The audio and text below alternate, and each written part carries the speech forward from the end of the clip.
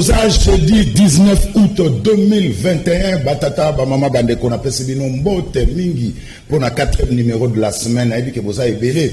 Le rôle à Canal Presse, comment déjà rendez-vous. Boza Rolanda Bisso, merci pour la fidélité, merci pour la confiance. C'est parti pour le direct. Il y a le meilleur championnat du monde, Otobengi, Canal Presse, la Liga. En tout cas, merci, merci, merci de partout. Boza Rolanda Bisso à travers le monde, grâce, il y a YouTube, il y a Canal Écrit Télévision, grâce aussi, il y a à Facebook. Merci.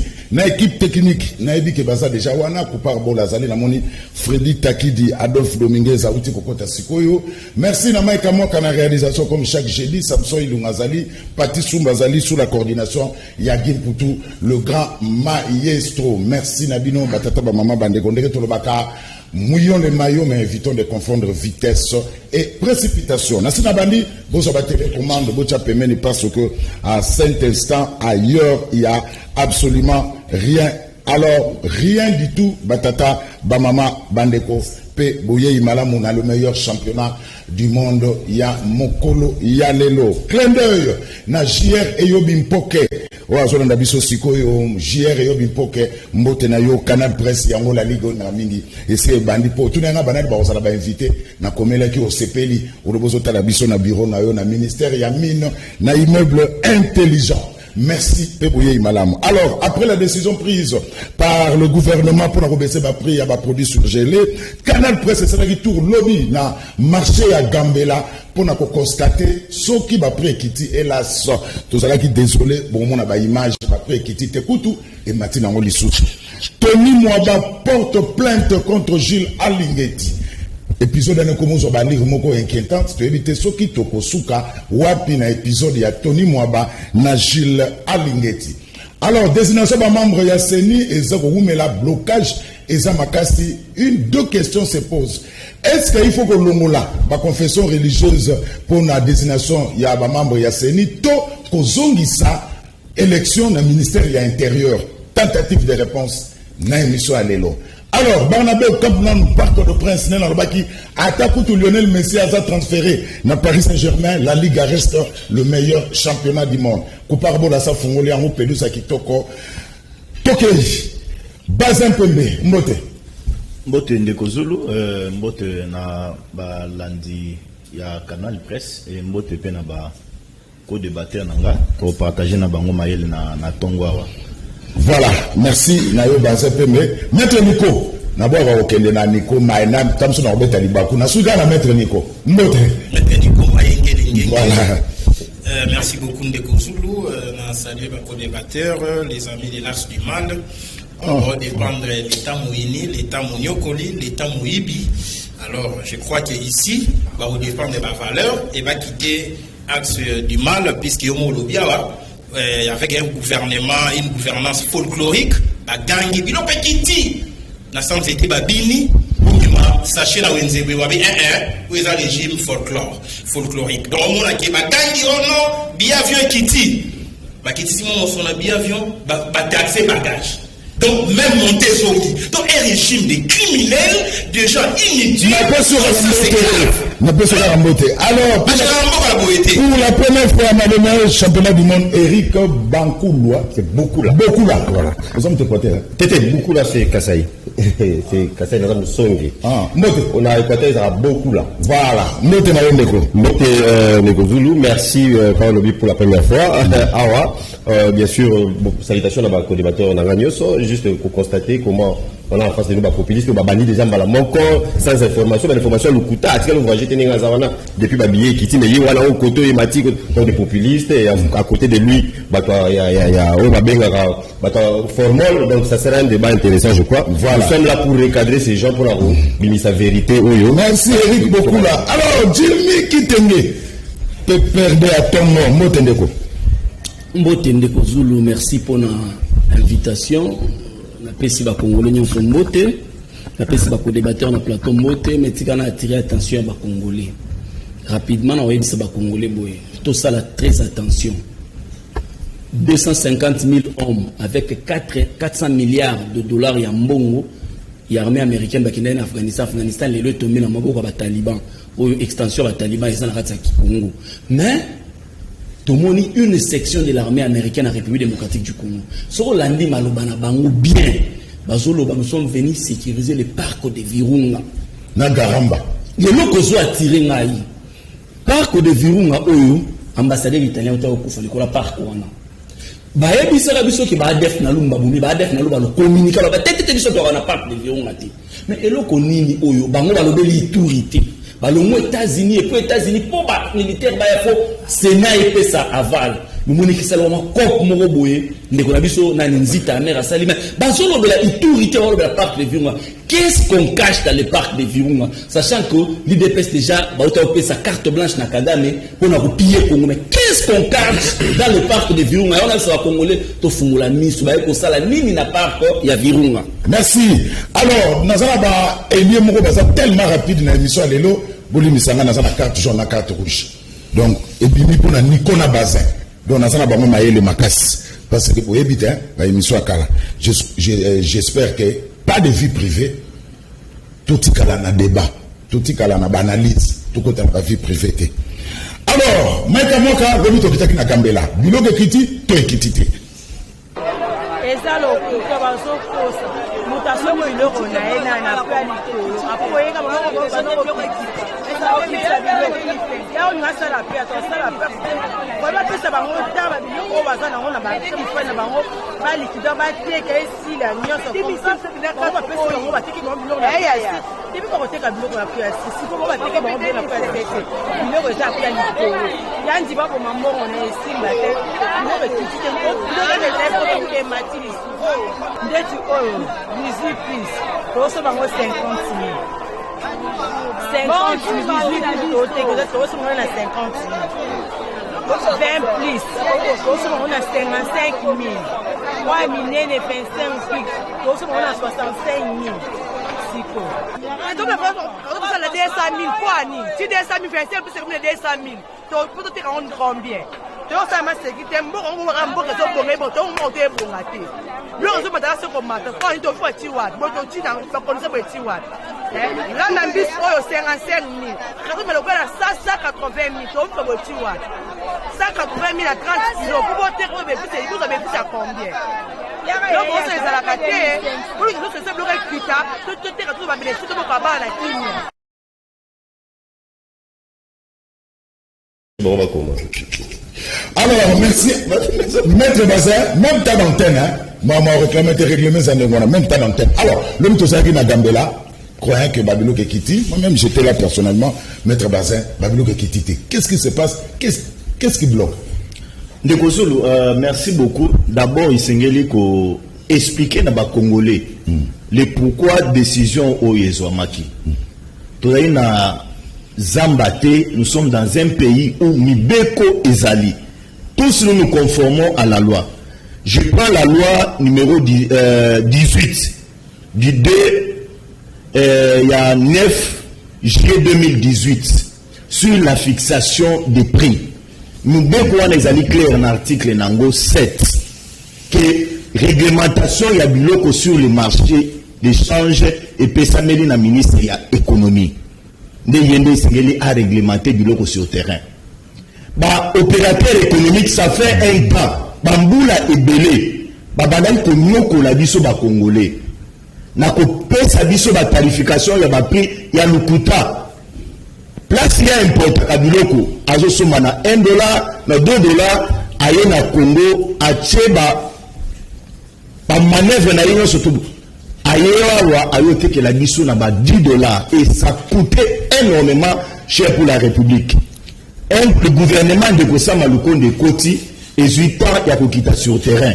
Place pour que les ressources de Thomson, puissent dans la boulot comme source. Ils ont trouvé que non, commerçant babandako yibabiso.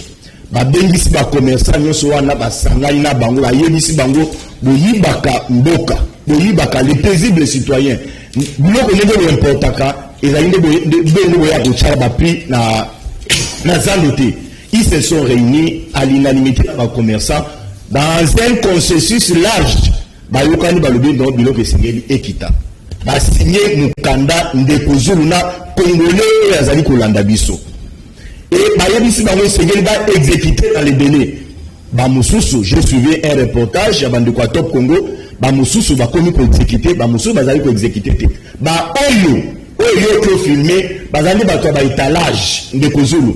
OK na ba dépoté, OK na dépôt ya Sosimex c'était, OK na dépôt ya AGFT, OK na dépôt ya égalité. Parce que il a une ba entreprise wana bango nde ba importaka biloko. Non ba mama oyo bazali koteka likolo ya ba mesa. Bango ba kenda kosomande na ba dépôt wana de Kozulu. Mais qu'est-ce qui s'est fait? L'État congolais a constaté que ba commerçant bazaka risé. Qu'est-ce que l'État fait? A tient le bec l'État a zali ko former ba OPJ, ba inspecteur, ba o ba kokita sur terrain na mikolo o ezali ko ya pour na ba que de se rendre compte.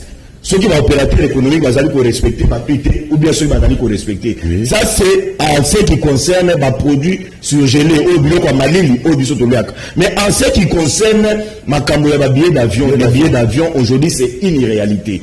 C'est une réalité. Kinshasa, Lubumbashi, $198. $198. Kinshasa, Gemena. $90. Kinshasa, Mandaka, $90. Kinshasa, ma province, Moussousou, le Timbujima, ça doit être dans Kinshasa, Goma. Kinshasa, Goma, c'est $198. Ndemona Kinshasa, Lubumbashi. Oui, Ndekozulu. Mais c'est que les Congolais doivent attendre que les alliés Mobeko et les amis.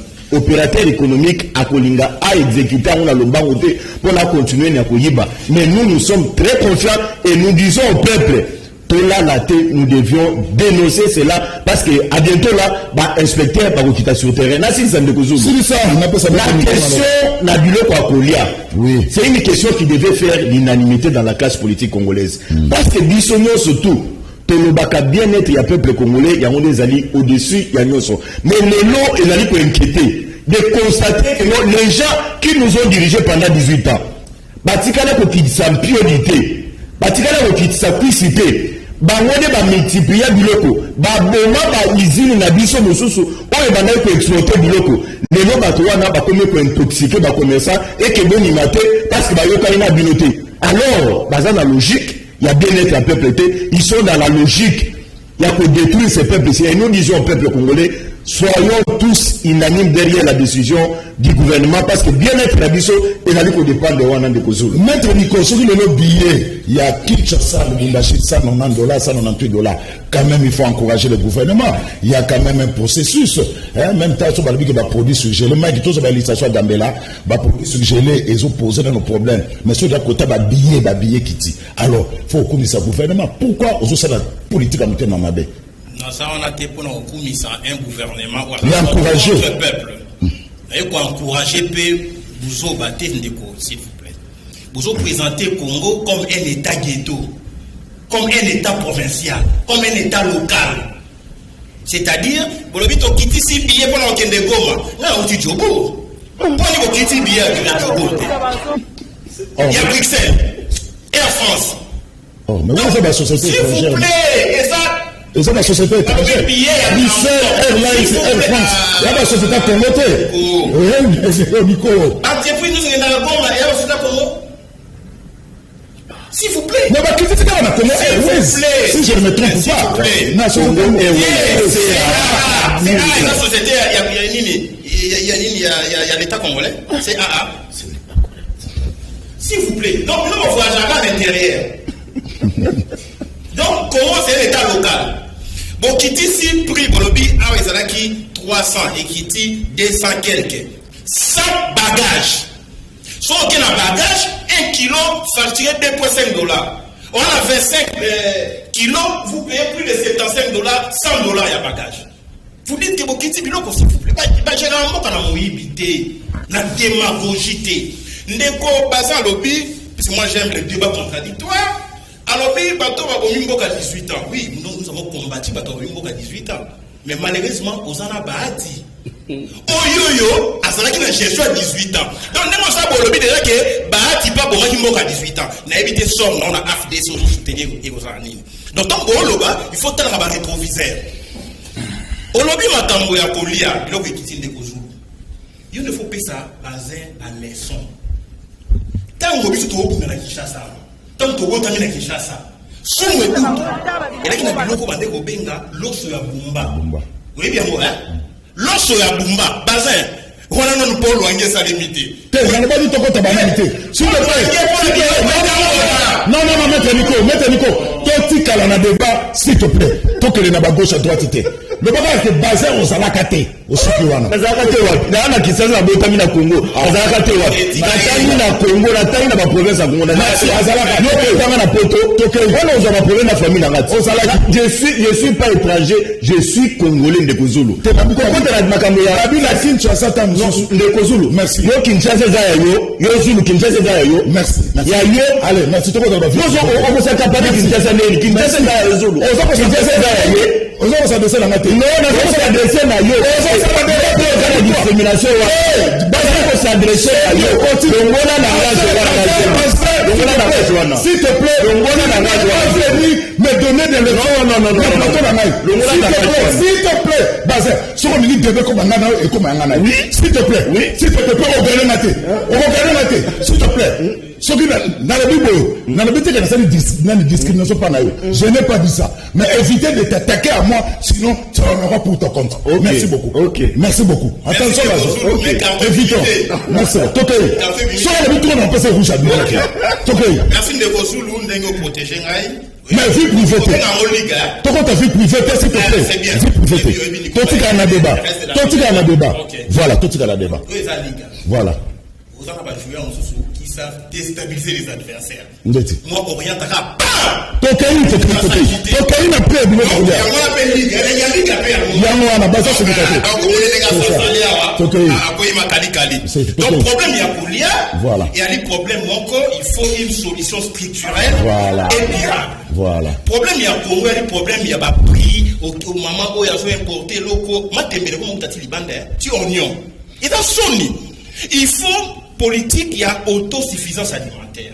Où ils sont passés par responsabilisation État pour appeler ça peuple bilé. Ce que l'État va produire. Imaginez faire cet instant. Vous avez appliqué politique d'abord comme la chinchard. Et vous avez la milité. Mais nous avons des poissons qui meurent de vieillesse. Combien de bateaux de pêche ont un gouvernement? Il y a un Mboario, Bastien na programme na projet société pour tout résoudre les problèmes à Kolia. Ce qui me dit c'est un maï à Congo, tout ça on a winze. $100, c'est 100 francs. On a mis c'est mi balé. Nous t'avons importé chez ça. Merci. Ce qui te le ça l'agriculture. Ok. Ce qui te le produire huile de palme. Là-bas nous on produit huile de palme même des coups. On nous imposer prix la huile de palme nous outil ce qui Bangladesh. Alors qu'il y a eu des taxes. Donc il faut une politique, il y a autosuffisance alimentaire en interne. Vous êtes incapables. Les Congo, tu peux importer l'unité, comment on appelle ça? L'Itumuluté. Donc ici, les prix sur le marché équité parce que, oui, mais il faut qu'il y ait ce qu'on appelle. Cité, ne vous dites pas ça, Maloba. Très, à ce qui tentait. Non, à ce qui t'a. Ça va, c'est notre relation de discrimination. Merci. Je vais atterrir. Oui, mais c'est ce qu'on appelle symbiose, l'harmonie entre les gouvernants et le peuple. Ceux qui va gouvernant, peuple a voté, on a légitime. Oui, peuple a yoga, commerçant a yoga. Voilà. Mais ceux qui va gouvernant, ça il est légitime. Outil la dire la fraude. Ata ba lobby, ba chance. Merci. Donc ici, il y a cassure entre le marché et la gouvernance. Et ne voit pas si loi patati patata sur le marché d'échange. Le marché d'échange est Ali Babiloko, il y a pas ONCT, voilà. Au nom Mbile Kiti, au nom Thomson et Mati. Voilà le marché d'échange. Le marché d'échange, c'est la monnaie. Donc, monsieur Bazin, s'il vous plaît, il faut réunir vraiment. Merci. Marché d'échange. Ici, ça concerne. Merci. Alors, avant Eric Azwa, bonne distribution, c'est ça la Liga Zalanengwana. Donc, nous avons yélé na bazin na Nico. Nous avons yélé. Pour na boyi ba dérapage. Voilà, pour tout comme on a déjà oublié de ressources, nous avons yélé. Na boyi ba dérapage. Tout ce qu'il y a na débat, tout le monde a vie privée, parce que vous avez besoin de vie privée na bangote. Bon, on a besoin de débat. Eric, est-ce que, avant qu'il s'habille au gouvernement, qu'on a bateau de pêche na yémoté. Parce que maman, on a gabelé, c'est un lobby, na maman, on a collé chez me frère, lobby, mais de Zulu, bon, on a bateau qui s'habille au babi, une ordonnance, c'est bon, on va sommer la babiloko, ndeko Nicole lobby, politique et auto-prise en charge. Autosuffisance alimentaire. Exact. Qu'est-ce qui manque? Merci, Politique à la débat. Oui, tout le débat. Et toujours dans le cadre de débat, il faut constater. C'est ça la Liga. L'insuffisance à la populiste. Ce sont des populistes, des abatu oyo, qui sont là pour essayer de faire croire aux gens que la magie est possible. Idée à Pessiwana. Oui, c'est bien, mais ils ont à long terme, à moyen terme et à court terme. À court terme, les logos tout ça, dans un état où 18 ans, il y a pillage, il y a la coûté. Là, on a 35 ans, 36 ans, il y a pillage, il y a dictature et tout ça. Et tout cela, ce n'est pas en 2 ans, en 3 ans qu'on va. C'est autosuffisance alimentaire pour construire des usines, pour avoir la plantation, pour avoir ça demande de moyens, ça demande de temps. À court terme, qu'est-ce qu'on fait? On fait le possible. Le possible, c'est quoi? Toujours à 18 ans, il y a un régime prédateur, on avait facilité, opérateur économique, égal, les années. C'est eux qui se faisaient, ça va bénéficier à 500%, à 600%, alors que la loi limite à 25% au moins marge à bénéfice. Il fallait d'abord commencer par quoi assainir. Taxe, monsieur, c'est à la ranoté. Ou peut-être, il y a des gens, même la carte à Paris, étatique, fixa, ça, taxe, mais il fallait assainir le secteur. La déclaration, il y a beaucoup de fraude au niveau de la déclaration. Ce n'est que ça que le gouvernement a fait, et c'est ça qui a permis que ma prière quitte pour un premier temps. Autosuffisance alimentaire, c'est bien, mais c'est à long terme. Quand on va ici, les lobité. Il y a tellement de problèmes à résoudre dans le pays. Donc les gens doivent comprendre que c'est déjà un début. Dès qu'on a Nico à lobby à outil Djobour. Mais ce gars outil Djobour, il a été soit à Djobour, il va faire le déplacement. Ce gars parti à Djobour, mais il a déplacé tant que de Cape Town. Djobour, Cape Town, c'est la même distance au Lubumbashi, Kinshasa. Au lieu de billets à $100 environ. Voilà, c'est $100 environ. Tu es bien ici, Madame Bokana, au plan.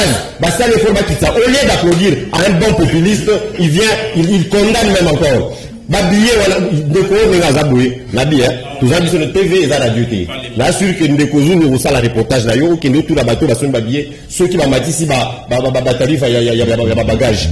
C'est de l'escroquerie du mensonge. Tout le monde tarif, il y a Sikaibini. Donc, vous savez, le tarif, il y a un bagage, ça, on appelle ça du populisme. Il faudra que Bandeko Labiso va comprendre que les choses sont en train de changer petit à petit. Neko Nalaï, Neko Nyangele. Nyangele, parce que c'est que ils ont mis ça à Libakou. Mayengele, voilà. Le ministre de l'économie, on a fixé ma prix à Bavion. C'est le ministre de l'économie nationale. Je crois qu'on doit être d'accord sur ce point-là. Mais c'est l'économie nationale. Aujourd'hui, a fixé ma prix sur ma vol Kinshasa Djobour. Franchement. Kinshasa Kigali. C'est pas lui qui a fait ça. C'est ça le populisme où on veut embrigader les gens avec trop de mensonges. C'est le ministre de l'économie nationale. Pour fixer les prix à ma vol internationaux et côté à facteur et belé, côté à enjeu. Ils ont la patrie, ils ont belé. C'est que là, on a fait ça où ils ont la carte prérogative via gouvernement Labiso et le ministre de l'économie nationale a fixé le prix à Djobour parité. Là, il n'y a pas de Kinshasa parité. Tout comme je me suis dit, Kinshasa Lubumbashi. Donc, et là, il y a là, je me suis dit, Kigali Paris, pour le ministre de la Bisso à Congo à Kitisité. Mais c'est ça le populisme, malheureusement.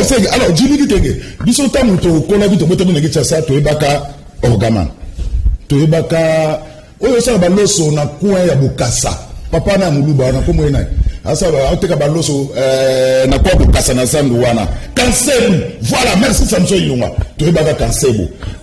Kansebu, voilà. Toebaka, Babusaki Vana. Bakisombe qui a kumisi na elogoneza na tombalba wana. Mais est-ce que le gouvernement va recourir sur Salabiso opérateur économique national?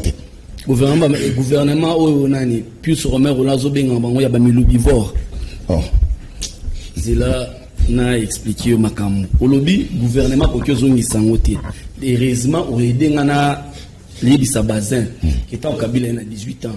Ils qui sous-souté. Atteignez les opérateurs. On a surtout qui ça avant loigné. Donc, on a bazalaka, mais écouffa. Pourquoi? Parce qu'on a payé Septembre noir, il faut rappeler, on a pillé, limité industriel, industrie. Après pillage, les coups General Motors, on a BKTF, on a Massina, on a Azalaka, on a notre pillage, on a 18 ans à la quitter. Si on a côté la question, je vois l'amateurisme de mon ami beaucoup là et l'amateurisme de Bazin. Bazin, lobby, Bassom Marabilo, on a $1, on a $2, on a $3 du banda. Bazin. Pour importer, c'est une chaîne. Ce qu'on sombi, il y a ce qu'on appelle les conteneurs frigorifiés, l'emballage, ou louer emballage. Ce qu'on loue emballage, après emballage, on peut dire qu'on a maille, transport, na bateau. Après transport, na bateau, tant qu'on a, on fout à guichet unique. Après qu'on fout à guichet unique, tant qu'on a fout à entreposage, na port. Après entreposage, opérateur économique, on a fout à transport, on a ouvert lieu de consommation. Dans lieu de consommation, on fout à entreposage. Et puis emballage, on a conteneur frigorifié. Merst après ça, 8 jours. Après 8 jours, c'est la Merst conteneur naïe. Et puis après, on fout à maille, on a Congo, on fout à quoi, on fout à personnel naïe. Donc, tant que niveau peut opérateur économique, instruction, il faut tenir compte de la chaîne. Pourquoi? Parce que vous avez passé 37 à faire l'école buissonnière. Vous comprenez? Et puis, tant que vous avez 18 ans à appauvrir Bino, Bahati a été ministre de l'économie nationale. Qu'est-ce qui manquait à Bahati, toi, de Bahati, à Kitsabiloko? Pourquoi est-ce que Bahati a ça la montée? Bahati, c'était un importateur na Congo. Il détient des alimentations. Qu'est-ce qui lui manquait Kitsango? Tu commences d'abord le certain opérateur économique, commence d'abord par lui dire, Biloko Yazosala, Akiti Sayango, c'est à ce moment-là que on est dans le plateau, on va égal, on va commence d'abord par Bahati. Alors, Sous, dossier à billet d'avion, dans un pays comme le nôtre, sur 100 millions de population environ, il n'y a que 3% des empreintes à l'avion. Ça veut dire 0,3%, ça veut dire 300 000 personnes ne empruntent à l'avion. Sur 100 millions de Congolais, 300 000 personnes. Maintenant, une décision que vous prenez pour la nanti, pour la moins loco. Parce que la maman qui va à Gambira, la maman de Mpassa, la maman de Boudjala, la maman de Lusinga, même pour écouler les marchandises des provinces, ils ont la route, ils ont la maille. Ce qui vraiment le gouvernement avait besoin de donner un confort sans s'y accouler à la Congolais, à l'Inga Banakobaliser, à chaîner à Maï, parce que Maï, il y a des outils pour intérêt. À l'Inga Baliser, à chaîner à Nzela. Mais avion, ça salaire au poignet. Parce qu'ils sont en train de voyager. Le régime de la Talibanie est en train de voyager. C'est pour ça l'avion va voyager belé, à l'intérieur comme à l'extérieur. Parce que la personne va tenir loi là-bas. Parce que copier loi là-bas. C'est pourquoi, au moins, il va quitter ici, et ça pour la bango. Nico Maïngé l'État dit. Hier, il y a quelqu'un qui est venu me voir. A foutu, combien de kilos? 32 kilos. 2,5 fois 32, ça lui combien? A Kenaki Goma. 2,5 fois 32. Et ça lui combien? A Kenaki Goma. Ma façon de bien ça dans quelqu'un. Bah, qui ça lui combien? Ça veut dire que les gouvernements sont incompétents. Gouvernement est populiste. Bah, oh, bah, il dit que ça là, au moins, il travaille des fonds. C'est l'analyse des fonds pour qu'il va trouver la solution. Moko, il y a Maka Césaté. Zélan a chuté. Chuté, ici, billet avion Congo Airways.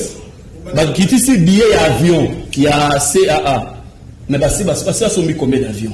Toi, on a 4 avions. Et puis, avion, moi, on a légèreté dans Bango. Moi, on tout moto. Moi, on tout moto. Donc, on y va réfléchir. Comment nous devons faire le montage? Parce que avion, moi, ma tête a son Bango 27 millions. 27 millions, ça m'a rappelé ça député. Donc, ça veut dire qu'on va pour son avion. On y va son avion, on va coincer Batouana pendant que la légèreté de la ministre du Transport avait mon. Merci, Jimmy Kitenge. Merci. Par rapport à l'avion, mais avion, ce que je crois, tout faut arrêter. Tous les contrôles, il faut déjà y aller. Nous avons ça la piste. Comment expliquer avion, ce qu'on atterrir? Moto. Aéroport à Luano. Non, mais mal équipé. Mal équipé.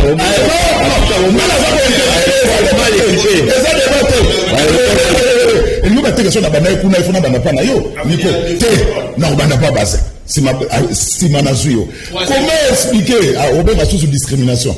Comment expliquer que avion ça peut atterrir? Tous les contrôles sont déjà alertés. Personne n'a piste.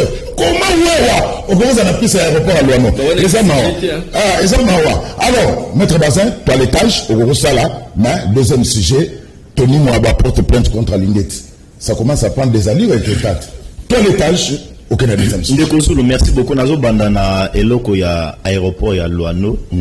Singeli ko expliquer na baimbo que ezalinde soda. La soda ou bakenge la ka aéroport à Luano pour na biso bato tokina kuna. Soda nde azali ko traverser ko longwa ngambo azokene ngambo nde batutaki. Akufite mais akenda ko tutana na pine ya nini ya avion. Donc ne diabolisons pas la situation. Et exactement à si jeune abisso à l'ordre du jour de Kozulu. Ce n'est pas le sujet à l'ordre du jour. Na imagine Ngandeko Nico Maengele na ibisayo. J'ai parlé de la loi. La loi il y a le 9 juillet 2018. La loi sur la concurrence des prix, c'est l'autre langue. Pas même Google n'a eu pas au monde. S'il vous plaît, je parle aussi de la loi. Je parle aussi du degré. Degré il y a 20 mars 1961. Voilà. Sur la fixation des prix. Et ça, j'ai fait combinaison de toutes ces lois. Sur aucun article 7, on comprend que non, les monopoles de la fixation des prix et pas ministre de l'économie. Débat, ils ont dit tellement l'icolo, il y a un coach criminel, un coach prolongé. Tu n'as pas compris. C'est pourquoi il y a un Congolais aveugle. On vient réfléchir pour la nation. Nous allons réfléchir pour l'État. Il n'y a que les imbéciles qui peuvent vous écouter. Je reviens à une histoire à l'objet dans l'importation et là, mais on volait, les opérateurs économiques nous volaient. Qu'est-ce que la DGM ils en affaire, ils ont 1% d'importation à Biloko. DGM. Après les enquêtes, le ministre de l'économie, il a trouvé que nos DGM, ils ont un pourcentage. Na ba importation ba biloko déjà les bana ya servir biso na nini ba ozo asobi quelque chose de franc congolais na kati ba bandoko zo nini alors que baza ba opérateur économique privé et bende bango apesa biso biloko ya kolé ya Mali na République démocratique du Congo mais déjà les bana zo na kati pour nini on a constaté aussi que même la DGDA abana ko iba l'état congolais y compris même l'OCC place de Jimmy Azalaka travailleur babandai ko yiba ba congolais ndeko na Zulu l'état est un état conscient ba bengisi ba ngolobi non on ne peut pas punir toute une république pour la ba intérêt na bino opérateur économique alors que un opérateur économique tous nous avons étudié l'opérateur économique travaille pour son gain l'opérateur économique travaille pour l'intérêt naïe voilà ce qu'on la loi sur la fixation des prix impose na bato bazoteka ke prix eza la tricher pour permettre na moto oyo azoya kosomba ayeba koma ko discuter soki prix eza na 5 dollars moto azoya kosomba aza na peu droit na ye à discuter na 4 dollars na 5 dollars ou bien na 2 dollars mais cette histoire ne se faisait pas à République démocratique du Congo. C'est pourquoi le ministre de l'économie conscient qu'il était pour la salut à bien-être congolais, là dit on doit s'asseoir, on doit parler. Mais awa, on a même sur le terrain, il y a débat Bahati. Qu'est-ce que Bahati a fait? Et puis, par exemple, que de l'autre congolais, la nangaï. On dit non, Bahati a même ici Moka. Mais qui était le chef de Bahati dans ces pays? Kabila. Qui était le chef de Bahati dans ces pays? C'est monsieur Joseph Kabila Kabangi. Mais Kabila Tangwaye. Nous avons une société dans ces pays. Et les bandes au Condé Koti, Zambie et Côte, ils ont importé de locaux. C'est la SNCC. Mais Kabila est venu avec M. Moïse Katumbi. Là, on peut savoir Congolais, la vérité. Kabila est venu dans ces pays à donner la SNCC. La SNCC produisait. La SNCC a importé la biloko mususu. Bamasangu, Bamanyok. Oui.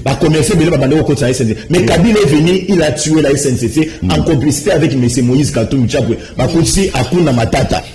C'est Kabila dans ces pays de Gozolo. Rappelons aux Congolais. Non, moi je vais la matière. Kabila est venu dans ces pays. Voilà. La GECAMIN était la seule entreprise où la banane contribuait à la gestion de Mboka, na budget na biso Mboka. Kabila a tout pillé avec Dame Geteler. Azuba gisement na biso nyon surtout ya ba minéré. Apesi na bato wana. Pour la ba intérêt na bango pour na sauvegarder pouvoir naïe. Voilà. Mais les Congolais ne doivent pas oublier ça. Tshisekedi vient au pouvoir. Il a 2 ans. 2 ans, monsieur ce pays, dans les discussions avec Joseph Kabila, qui a décidé bien mettre un peuple congolais. Mais tu sais qu'il vient, il dit non. Bien avion, les amis locaux, et c'est les changer.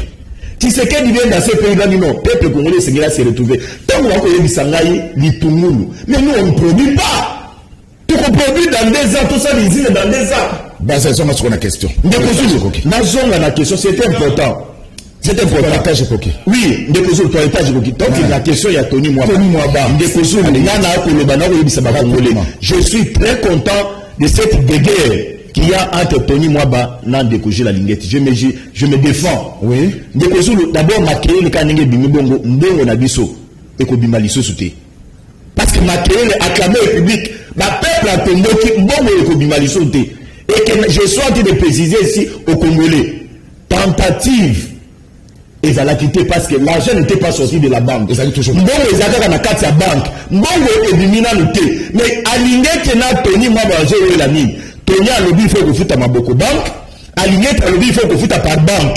Tony a lobby 40 000 francs congolais. Na aucun moitié la banque na banque ndengeni. Et puis processus wana ekozwata. Processus wana ekozwata. Nazo risquer na grignoter même na 40 000 na bango. Ya wone na la yina futa bango na bango. Des problèmes les alliés na niveau wana. Mais ce qui est important aujourd'hui pour nous, c'est de glorifier. IGF doit continuer avec son travail parce que à la dit que ça il s'allait l'omboka et belé. Na koye bisa ndeko Tony Mwaba mbongo esengeli la procédure normale. Congolais esengeli futa azala nous calme parce que la situation existe après Monsieur Ndekozulu. Il n'y a rien d'incompétence. Au Congolais, on a plateau. IGF incompétent. IGF boulot. Mais n'a pas tout à Kabila. IGF est qui créé depuis Mobutu. IGF n'a époque n'a bino zalaki wapi. Justice n'a époque n'a bino zalaki wapi. 4500 mapango ya maman Oliva auto Kabila bato na S. Et ça, le village mobimba, on peut ça, kaka Jimmy, kaka il faut sur la malo. Bah, de les gens basés. Mouliche, on a vu 4500 mapas, Mouliche n'a révélé Bisso dans une émission de pan de Kopero Louara. Alors, maman Oliva, on a 4500 mapango, à Kabeli Batuna S, certificat, il y a 2 minutes. Forêt, il y a 2 minutes. Merci. Village, il y a 2 minutes. Merci. Ça, le régime. Merci. On a Kinshasa, on a combien? Dans Lumbashi, on a combien? Merci. On a combien? Merci. Pillage. Merci. Attends, nous avons été, attends, nous avons été, nous avons merci. Alors, Maître Nico, non, Maître Nico, ça fait maintenant pour ça qu'à répondre. Alors, tout le monde va compter à l'ingési, Balobi, Talabango, Bango, Bakomi Kobomana, et Yemabe. Merci beaucoup, toilettage. Et quoi, comment nous produire de l'autre côté, si vous voulez. L'émission est en caractère pédagogique, Tokei. Tant que je le bats, bateau va faire dans le Congo, les Congos produisent Matungu. Les Congos ont produit pommes de terre à la Congo. Comment ils ont produit fruits l'intérieur, Bitabela pas Congo. Ils ont pour là. Ils sont en la province orientale. Autant de la Tala Banzeti à Banane. Makemba. Ils ont pour là. On ne sait pas qu'on extrait pour mémorer là-bas centre de consommation. C'est ça le problème en Congo. Tout comme les poissons, mère de vieillesse, c'est une production. Donc, comment tu as la mêlée, tu as la maille, mais tu as le pouvoir de mailler l'été pour te transformer. Bon, mais na produit consommable par notre peuple. Dire ici que tu as importé aujourd'hui ma casse puisque la Congo, tu as ma casse, il y a là-bas partout. Mais politique, il y a valorisation, il y a la potentialité alimentaire, agricole, et ça ici, le Walobi, à long terme, à moyen terme, de Périque, à court terme. À court terme. Mais malheureusement, tu ne donnes pas un contenu à ça. Quand on dit à moyen terme, à long terme, à court terme, vous avez fait 3 ans. 3 ans à pouvoir vous classifier en Ouapi. C'est à moyen terme. Quel est votre bilan à 3 ans? Dans 3 ans, nous avons un bateau de pêche. Mais dans 3 ans, vous avez pillé les réserves d'échange. Quel est la bilan pour vous? Qu'on soit un bateau d'échange à long terme, mais pour payer 400 millions, c'est tout de suite là. 27 millions, 500 jeeps. Pour qu'on soit un bateau de pêche, commander un bateau de pêche, ça ne prendra pas 3 ans, messieurs. Il vous faut un pouvoir de 30 ans.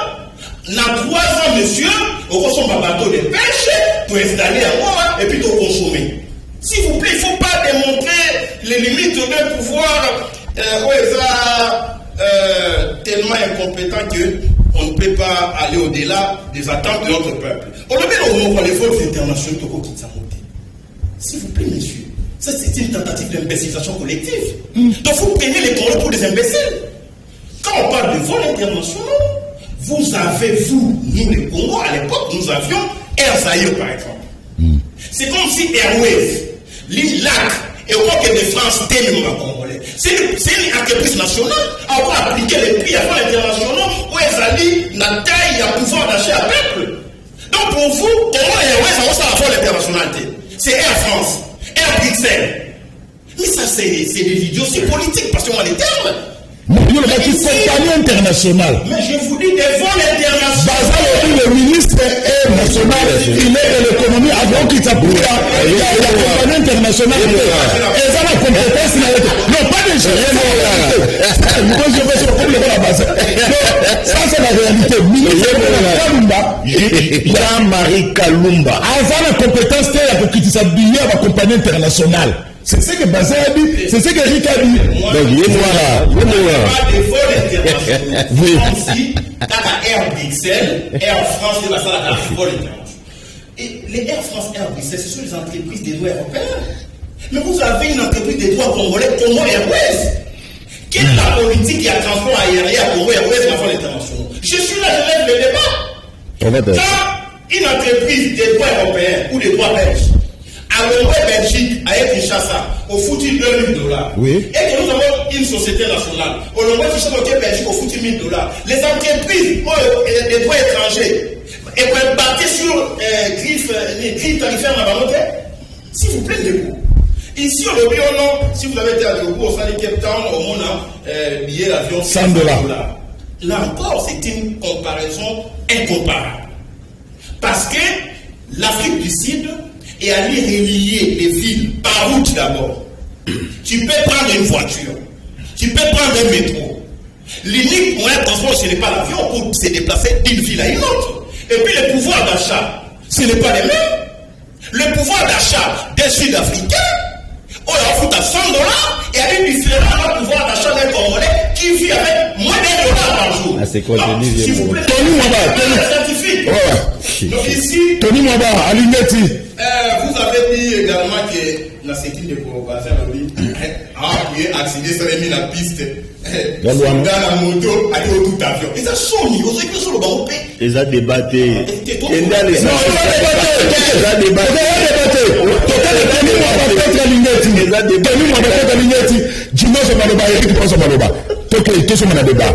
Oui, puis, Neko, Bagua au peuple, la loi sur la sous-traitance, loi sur les petits commerces, aura bien indo-pakistanais. Oui. Pour ça, là, le petit commerce, là où les Congolais, ils ont réservé aux Congolais. J'attendais que Bazin a cité règlement sur le petit commerce, loi sur la sous-traitance. Là, ils n'en parlent pas. Parce que Bazin vivent, les nouveaux riches vivent de là. Chaque nouveau riche a un indo-pakistanais. On va ravitailler. Ici, maintenant, vous voulez faire de la théâtralisation. Monsieur Tony Mwaba. Voilà, chutez par là. Et puis, je cite par là, Ndeko Baza Kabila a tué ces pays pendant 18 ans. Oui, c'est vrai. Mais au Gossani, dernier acte, il y a Joshua Kabila. C'est la nomination à retour dans le pouvoir. Si vous connaissez Joshua Kabila, vous connaissez un pouvoir successeur. Pour le gérer du processus, voilà. N'est-ce pas Mabé, durant 18 ans, élection de Zamalam. Nico, c'est incohérent. Laissez à Jimmy Tenga Kota Kabila. Donc, il y a une musique. Allez, faisons là. Nico et Wanuka Martin Faye. Ce n'est plus un secret, Nico. Pourquoi tu te passes par l'Indexi? Ok, chutez par là. Ça lui m'a bien sûr avec 18 ans, on a dit diable. Tika Jimmy qui est mieux placé. Qui Félix a beaucoup aujourd'hui en amour. Je suis congolais. Voilà. Voilà, je peux parler. Zulu, coach national. Tes coachs, c'est ça, du pour tout. Si, comme on a le bas, entraîneur, voilà. Non, s'il vous plaît. Je parle de Tony Mwaba. Ouais. Je voulais démontrer qu'il est. Je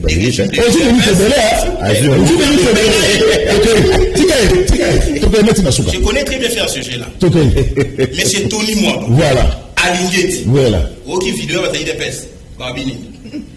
Alingeti. Moi, je sais qu'il dit Tony, moi, je sais qu'il dit Douezate. Mais ce qu'il faut retenir ici, c'est quoi? Oui. C'est que dans l'affaire Tony, moi, affaire Tenafep, quand on a dit il y a soupçon, il y a détournement, là, je vous parle comme un expert. Question. Quand est-ce qu'il y a soupçon de détournement? Attendez. En tant que maître. Attendez. Voilà. Au moins, téléphone. Ah. Et cause, ça n'a jamais la valeur à 50 000 $.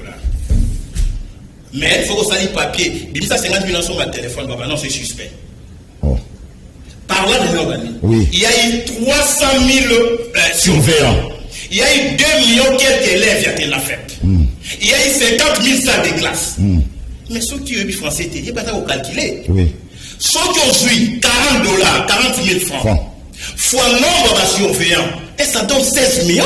Ceux qui ont tout monsieur, en finance publique, il y a ce qu'on appelle les pièces justificatives et les services rendus. Si on ne pas foutre à mon solo, 16 millions, on va payer sa pièce justificative, c'est-à-dire l'identité de surveillant.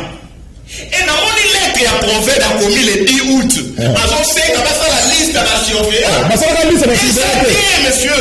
Donc ici, tout le monde veut rattraper 18 ans Kabila. Maintenant, à l'Ingeti épée, on a un problème. On a tangi Tony Mwaba. On a dit, alors le moment où prêter attention alors l'hôpital a commis l'euro banque a sengi reversement à somme dans le trésor public 2 millions d'euros 2 millions dossier comment on dit Revidox Veridox Veridox il faut vraiment bien que vous avez bouffé dedans donc dossier on a lobby mais ndenge nini Alingeti il faut auditer il faut samba Tony moi va faut approfondir sur ma soupçon merci pardon c'est important Alingeti autorisé paiement à 2 millions pendant que le marché à niveau a mis au point. Je suis expert en pension des marchés publics, j'étais directeur en pension des marchés de la ville. Ça veut dire quoi? Ça veut dire procéder à en cours. Or, le marché public va foutre sur base de service fait. Mais la Lingeti va débloquer 2 millions, marché ça va approuver. Alors que l'approbation, c'est un acte qui confère un caractère définitif à un marché public. Donc, Lingeti doit répondre comment on fout un marché alors que procéder comme la fouté. Là, Tony moi va relever à moi, il faut enquêter à Lingeti et puis il faut qu'on ait un parquet financier. Parce que IGF, à cause d'un simple contrôleur et la finance, vous avez la Cour des comptes avec le parquet financier. Merci. Comme ça, ici, nous saurons qui est qui fait quoi. Merci. Et l'état des droits, Tony Mwaba. Et ça, pour la même été. Donc, au Tika, Bissot, non, voilà, les Congolais sous pilotage automatique, il faut bon dire. Donc, ici, combat à Lingeti, là, Tony Mwaba, la limite d'un système abracadabrantes. Merci. Merci. Contradictoire. Et ça, la sujet, mais par rapport à l'aéroport, et ça, la sujet. Eza la sujeté so ba lobi ke te wana maoloba na vivant qu'on peut na chikapa to lito décoller bo bana baso 4 piste bana classe ba uti na ngambo l'aéroport baso kota na ngambo l'aéroport fallait tous là bana ba katis au fond la pouvoir c'est ce que j'ai vécu c'est ce que j'ai vécu et puis déjà asika RVA na ngamba ba aéroport na ministre de transport Cheribe Okende bolandela nan parce que c'est pas normal on veut décoller bana na ba uniforme na aéroport à Chikapa baso katisa piste pour pas que les classes dans centre-ville. Il faut vraiment balander la makamona. Je me dis entre Alingeti et Tony Mwaba, qui dit vrai, qui dit faux? Comme d'habitude, toilettage. Rebondir na moto. Toilettage des alaminités. Toilettage à Kozongi, sa Bazin nous a démontré son électrisme politique sur ce plateau. Quand on ne connaît pas, il faut demander. La DG n'est pas dans les guichets uniques. Dans l'entreprise, on se intervient dans un guichet unique. La DG n'est pas dedans. On comprend, je suis un expert dans ce domaine-là. Deuxième, calme-toi. Arrête avec l'électricité politique. Tu as parlé, j'étais calme. Deuxièmement, il y a le que non. SNCC, c'est pas importé. Non, SNCC, c'est une entreprise de transport. Importateur ne va pas service à SNCC. SNCC importateur. Ce sont le minimum. C'est de l'illettrisme politique. Il y a mis ça, toi, lobby. J'ai caminé là qui va contribuer à 70% du budget national, effectivement. Mais quand Kabila prend le pouvoir, la GECAMINE était en faillite. Pour relever la GECAMINE, il faut 40 milliards de dollars. C'est à cause de la Gécamine que nous nous sommes retrouvés dans mon bout à Sali empreinte. Donc on a 14 milliards à nous. Ce sont des matières à Mickey, ce qu'on évite Tika. Tu as parlé du nationalisme de l'actuel ministre de l'économie. Aujourd'hui, c'était nationaliste. Hier, au mois qui ici, pris. Tu n'étais pas nationaliste quand il était ministre de l'économie. Yo servir les lots. Il n'était pas nationaliste quand il était ministre de l'économie. Voilà, illettrisme politique. Maintenant, il y a un dossier Tony Mwaba. Na Gilles Alingeti. Na Robandana nous n'andeko Gilles Alingeti. Gilles Alingeti est incompétent. Mais à Benga Kioti. Il ne savait pas comment il y a Benga Kinyo. Mais on a des S'il te plaît, ça c'est la géographie politique. S'il te plaît. On a encore Jimmy na Eric. Ba famille. C'est là Alingeti. Voilà. Est incompétent. Pourquoi est-ce qu'on a Benga incompétent? Gilles Alingeti conflit aux opposés des cadres à UDPS.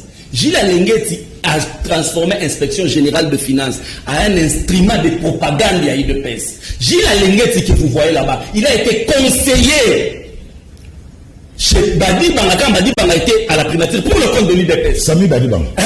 Donc c'est un conflit qui oppose des UDPS, malheureusement autour de l'argent du contribuable congolais. 2 millions d'euros pour le carte d'élève. Carte élève en Ozawa, tu appelles ça Kinani. Carte numérique. Veridos. Tu appelles ça carte numérique. Pour imaginer, moi na Oaza na Bumba, na Boudjala. $5 pour la carte Moko. Et voilà, c'est le policier. Oyazo Kangabatu, Nenga ya Beni Tony Moba. C'est l'homme à Tony Moba. Les qui c'est là un dossier. Mais ça c'est du vol. Ça c'est du vol. Ce monsieur doit être arrêté. J'avais dit ici. Alingeti a dit. L'institution que gère Bahati Lukwebo, c'est un refuge des voleurs. Ça veut dire que le Sénat congolais est un refuge des voleurs. Bahati était incapable. Il y a beaucoup contredire Gilles Alingeti. Mais ça, c'est une légèreté de langage très grave. Ça veut dire que Gilles Alingeti n'a pas les épaules pour être inspecteur général des finances en République démocratique du Congo. Gilles Alingeti a démontré que par plus son incompétence. Et il rappelle à Kaye, sagesse à Atundu. Atundu, on a des parlements, tous les grands enquêteurs. Ça la enquête par le monde, ceux qui va se livrer dans l'exercice, il y a presse. Comme il y a presse, ça la long fêté. Ils ont le populisme, le lot automoniango. Gilles Alingeti te dit que à l'INSS on a détourné. Demain Gilles Alingeti te dit que 14 millions. Il te dit que non, là, il y avait une bonne gestion à l'INSS. On joue à quoi? Il est plus que temps que Félix Tshisekedi Tshilombo a trouvé un monsieur compétent, digne de nom pour diriger l'inspection générale des finances. Pour le Lyon à Congo. Attends, IGF faisait déployer partout. Qui va encore donner du crédit à l'IGF? Sachant que Gilles Alingeti, il est dans les commissions. Il y a 2 millions d'euros. C'est du vol, il est incompétent. Quand tu as connu Mwaba, la zone ici, la Canabile à Mokolomoko. Mais ils étaient à 100 jours dans le gouvernement, nous sommes mandat pour le roi Batola Girana à 32 ans. Ils étaient à 100 jours dans le gouvernement, nous sommes mandat pour le roi Batola Sombaki à 18 ans. Toi, UDPS, Nzala na bango à 32 ans. Balingi Balia, Malamoko, Anem Balia, Tony Mwaba. Moutoualoba qui n'a circulaire na yé. Alors, seuls les enseignants ne va pas surveiller l'examen d'État. Mais ceux qui vont enseigner, ils déjà par la voie bancaire. Ils na yo. On fout à prime na bango na banque. Pendant que Bazalaka déjà bancarisé. Bondo Kezawa. Quel est le problème? Et puis, c'est l'enseignant fait, c'est que l'enseignant c'est pas volontaire. Correspondance n'a pas existé. Alors, il faut que enseignant ne pas surveiller. On a tenu mon bâton à côté. Alors, il a mon canal à lui, tout ce qui va pratique, il y a la pratique de anti-valeur. Il y a anti-valeur. Parce que tu vas bancariser. Il se fout à banque, il y a banque. Ça veut dire que les tentatives, il y a Mouibi. Il y a des balais. Je suis désolé. Les 6 mois où l'argent était déjà disponible à la Banque centrale pour le compte du ministère des PSP. Mais curieusement, c'est les 10 inspecteurs généraux, ils ont pris instruction à l'inspecteur monsieur sur la province. Pas celle de la liste. Mais moi, on va venir à Soubassima, ni les points comme disponible déjà pour le compte du ministère. On a un niveau à Moïbi. À la conclusion, on comprend. C'est pour dire ceci. Tony Mwaba, agitation na yo. Oza mutu na respecter makasi, oza un bon avocat d'une mais agitation na yo. Na la manière dont monter dossier. Na éviter ce qui na ministère à budget na finance za na bato ba bakambi. Parce que dossier bon ko ko lekate na ministre la finance na budget za sérieux. Tony Mwaba pour na respect na yo démissionner. Mais pour la Chine, la lignette, il faut le président révoquer. Merci, Eric. Tony Mwamba. Avant la bien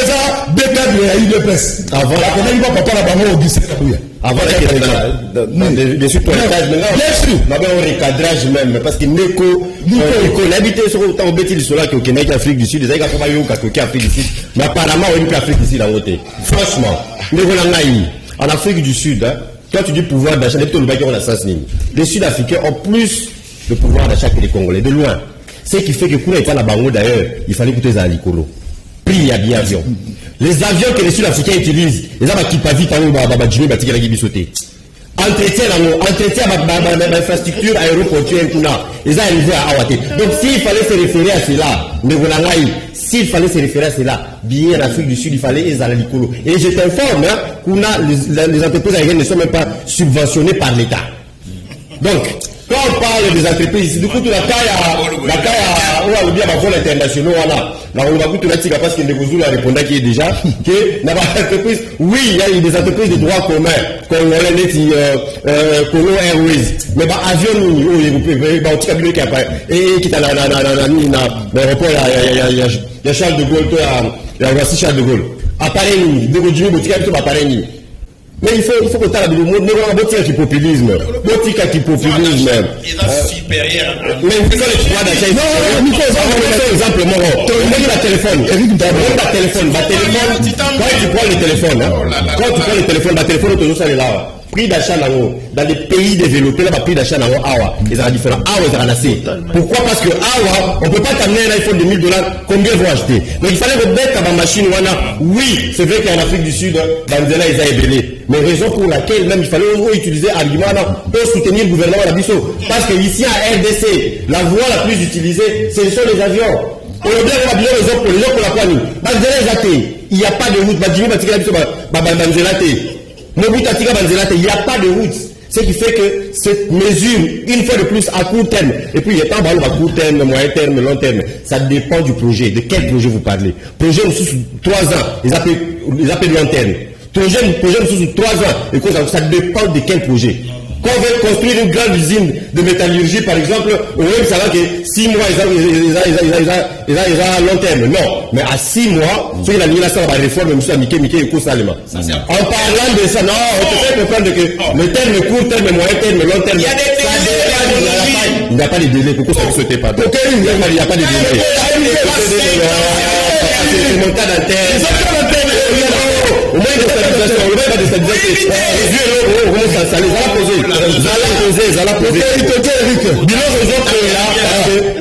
pour la passe qu'il n'y a pas de route. On ne va pas laisser des routes. Voilà. Bien raison pour la passe qu'il n'y a pas de compagnie. Ah, on s'en rend compte. Oui, bien raison tellement ébélé au Loba.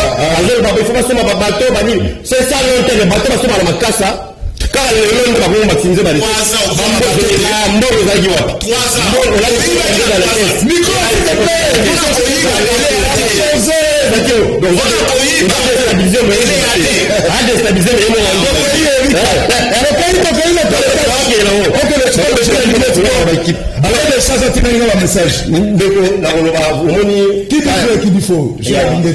voilà, il y a juste la lignette Tony Mwamba. D'abord, constatons ensemble la beauté de l'état du droit. Ah, la beauté de l'état du droit.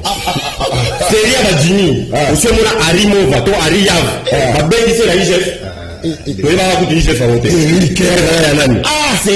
C'est ça la beauté de l'état du droit. On a un ministre du parti au pouvoir, de surcroît membre puissant du parti au pouvoir, mais il y a la beauté de l'état du droit. Et pour faire comprendre mais toi tu es un intellectuel. Donc même le style parlementaire de vous va utiliser un style très raffiné, vous comprendre la beauté. Quand on dit que un tel Azamona Fati, un tel Azamona Fati, qu'est-ce qu'on veut te dire que IGF le fait déjà exister. Il a le soutien politique du chef de l'État. Il y a des gens à travailler. Tony Mwamba, il est du parti au pouvoir. Donc le parlementaire de vous, sous les bois. Mais il va utiliser un style où il faut comprendre. C'est pour dire que tous ils ont le soutien du chef de l'État. Donc, ils ont le Kati. Et là, moi je pense que il faut d'abord côté des deux côtés. Oui. Je suis d'accord avec mon frère, à lobby. Il faut être clair qu'il n'y a pas de cas de détournement.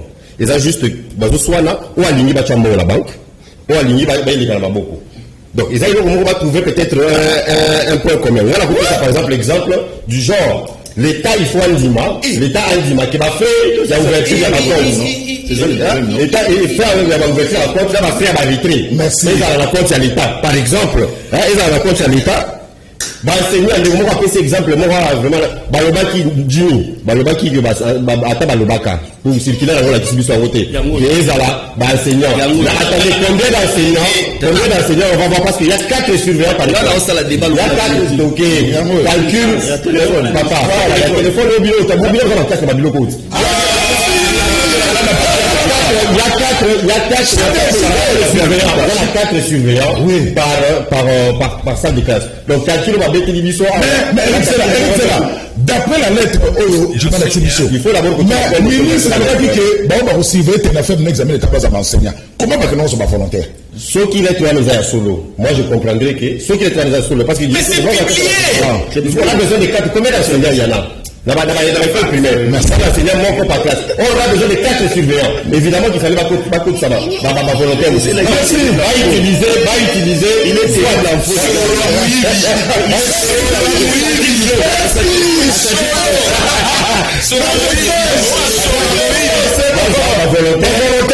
Moyen, soit l'État est mort de la charge, il y a ouverture à la banque, il y a des trucs comme ça, va surveiller la mission. Va retirer exactement 40 000. Merci. Non.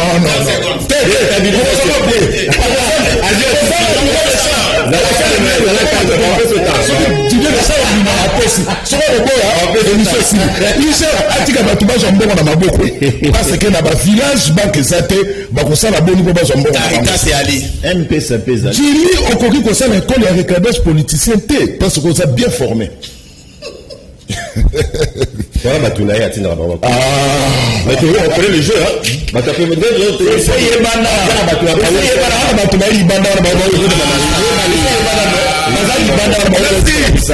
c'est connu. Nana vous soutenez mon tapé pédé dans beaucoup. Moi qui ai à l'aveugle. Tony Mwaba a lobby bien. Tant qu'on a pouvoir dossier à 2 millions d'euros à l'ingénieur et à l'ingénieur son pourcentage. Le coup, on a Tony Mwaba, il y a un monde déjà fait côté conflit dans l'IPST. Il est basonné qu'on a dit sur les Congolais, maïna koura ezate, toujours souffler ma casse, c'est surtout biso na kimanteke. Tu es beaucoup tout maïté. Depuis Tony Mwaba comme ministre, azo tonganda koya suka awa na salongo. Nabaneli, depuis Tony Mwaba comme ministre, azo tonga suka na ndako awa na salongo. Na leo na salongo. Ndegozolo, il faut aussi le préciser, c'est un bon avocat, il a une bonne vie. Il a une bonne vie, il faut le dire. L'avocat, il a une bonne vie. Voilà. Il est un bon avocat, il a une bonne vie. Voilà. Et puis ce n'est pas n'importe qui. Tony m'a rappelé, merci. Avant qu'il y ait la pouvoir, c'est pas déjà là, n'aille papa. Tout n'a idée, Moussa Kabila, ça va combien d'années pour Biloko et Kita. Cela veut dire ceux qui volonté ça attend une année Biloko kokita nango. Il est presse bazoko ça Biloko kitite.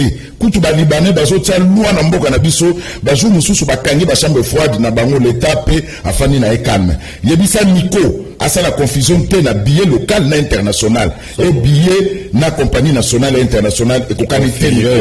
Il est presse bazo bisre biso lobe ça qui congolité. IGF Dot il y a Daniel Mao. C'est nous. Daniel Mao. Comme Biloko a connu à l'Issoussou, et ça passe mingi. Tout n'a bazin. Billet d'avoir qui ne bande de ville et qui ne quitte. Et ça combien? Parce qu'à Zolo Baïkiti.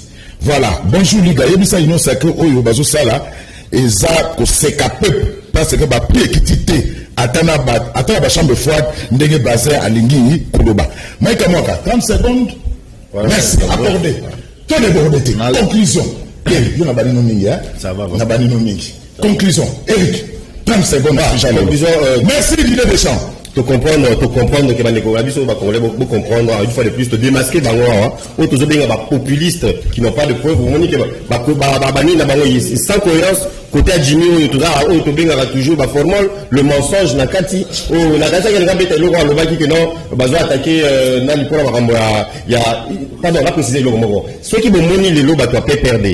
Tout ancien pouvoir, bazo soutenir les Cambouya, ndeko Tony Mwaba, bazo qui n'est mis côté Tony Mwaba. C'est parce que bazo linga ba racheter ba tuna bango nyonso. O ba kala ki ba matata, o ba na ba de robinisa ke bomoni, IGF n'a pas qui mabe. Mais moi, j'ai dit que moi personnellement, IGF a la soutien là et au niveau de l'IDPS, nous avons un problème na IGF azaki. Nous avons la soutien à IGF parce que nous sommes sala malamu. O lelo ba kangela ndeko Willy Bakonga, o lelo bazo landela ndeko Matata Pogno. Donc, bon boulot à Ndébalingeti, à la soutien UDPS.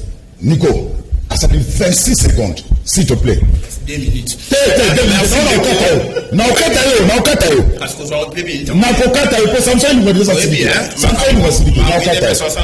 vous voilà. Beauté de l'état des droits. Non, c'est la beauté de l'état taliban. C'est la beauté de l'état des droits. Non, des doigts. Des doigts. Monsieur Alingete, c'est toi là qui n'a état des droits. Comment un simple Kabouya a convoqué inspecteur général des finances et M. Tony dans son bureau? Ça n'a rien à faire. Dans la Sony. Ah, s'il vous plaît. C'est pas un état de droit. Je conclure. C'est donner un état de droit. Affaire Covid avec Eteni.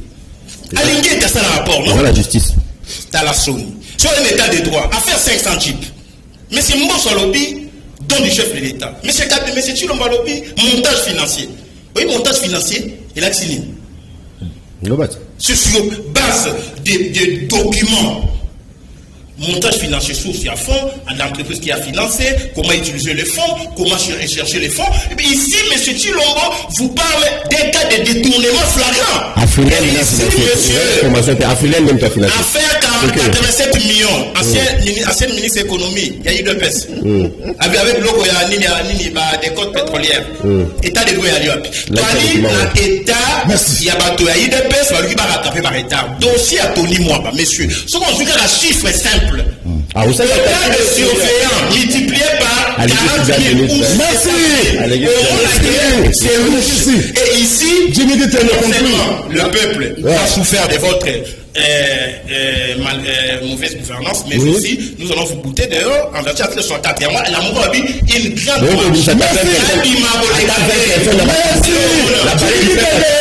conclusion, 30 secondes, c'est ça la loi. Voilà. Toi, on a plateau, il y a un université. Mouto a tanga université, tout le monde a un auditoire. Auditoire, il y a 1000 étudiants, il y a examen de surveillants. Salle de classe, il y a 100 élèves, il y a 60 élèves. On a 4 et 6 surveillants. Na magie nini. J'étais calme. Na magie nini. Na magie nini, on a 6 surveillants par classe. On a démontré Moïbi. Le dossier a été mal monté. Bon, monté le dossier, mais pour pouvoir taper Nzala. Mais il y a Souka na Rolobabo. Gilles Alengeti. Il y a le beauté à la démocratie. Vital Kamerhe Bakanga, Gilles Alengeti a fait la public 57 millions de dollars. Mais, Mbongo il m'a 480 millions. Différence à Mbongo, Gilles Alengeti a Zawapi. Gilles est jaloux. Gilles Alengeti a Zawapi. Dépassement budgétaire. Même temps, le monde me met au Kangama. Nous avons voyagé. Va restreindre ma mouvement Batunyon parce que l'autre lié Saramou la présidence c'est ça le voyage. Mais imagine la pro de corona tout ça va dépassement budgétaire. Yo mona il s'est passé à Moussa. Pourquoi? Parce que c'est un membre de l'IDPS à côté qui a attaqué le pouvoir il y a IDPS à Rwanda à côté la Batu Misusu et les gens de Moïse Katumbi au gouvernement, les gens de Kamer au gouvernement, les gens de Bembe au gouvernement. AFDC bon. Bon la Misu parce que Barota la kaka bino mais bango ba IDPS Barota la. Merci. Je vais te le baser 30 secondes et monsieur Sili. Ndekozo on a conclu na essentiel le peuple congolais. Les alliés populisme wana te. Tant on dit que Nico Maïngela la valorisation il y a des produits locaux. Oui, je suis d'accord avec vous. Mais pendant le long comme ministre il y a pêché les vases avec des pêcheurs na Kinkole à valoriser bango pas tout bango lia bio. Ça il faut saluer. Mais on a bien de le bango très. S'il vous plaît.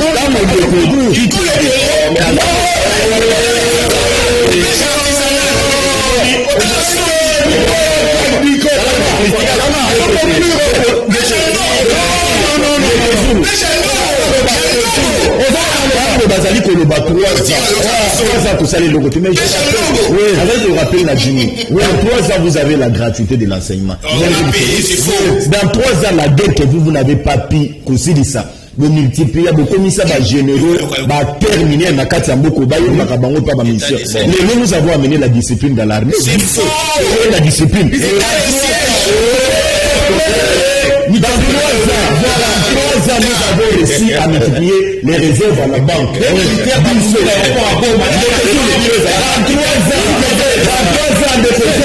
Dans 3 ans, nous avons découvert que Chinois au Kabila Ayana Boko, Ayana balance à l'Okuta, Bako pesé au niveau de Bozulu, on doit peser 100 kilos. Le côté la balance à Chinois, on pesait 30 kilos. Mais les noms dans 3 ans, avec sous Félix que nous avons découvert que Chinois Ayana Kouibabiso. C'est dans 3 ans où nous avons le que non. Enseignants, nous avons minimisé, on a. Petit d'ailleurs la retraite, attends, c'est dans 3 ans que nous avons fait. Dans 3 ans, on a su faire la route. On a fait, merci. Merci. Vous dépassez.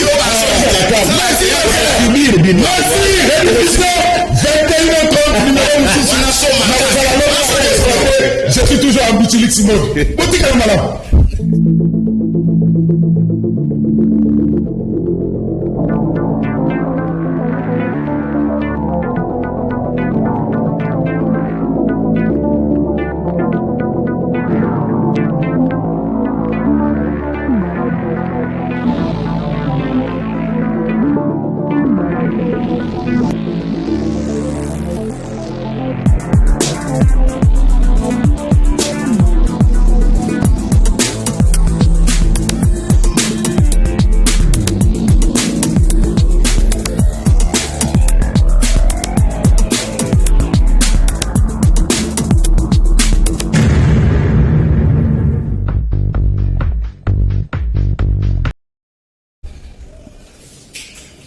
Voilà, tout le plaisir était pour moi de vous présenter cette grande émission qui est devenue un rendez-vous.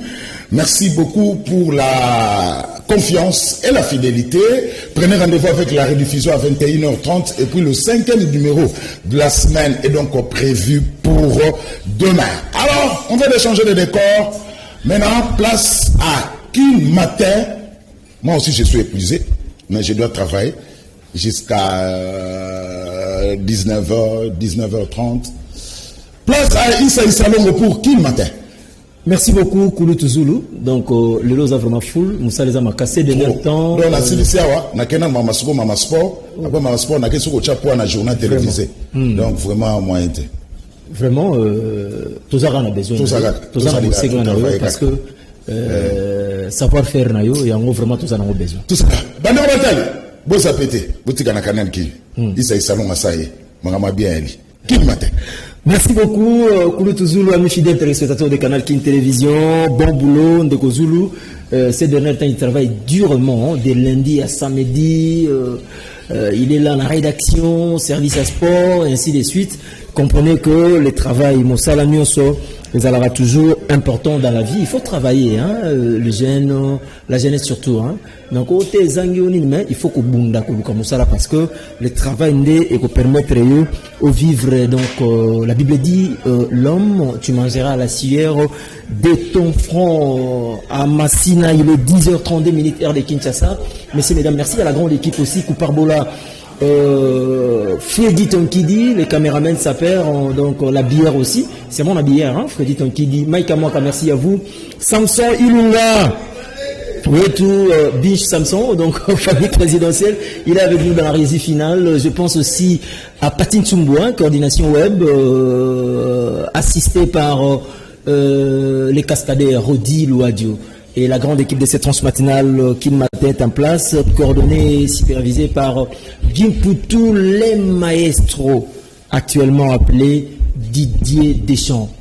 Coaching toujours Gimputu les maestros. Qui matin, dès le début qu'aujourd'hui, réalité quinoise, invité de la tranche, mais nous avons 3 intervenants dans la rubrique réalité quinoise, pendant 15 minutes, les 4 sur le Bango, les longs.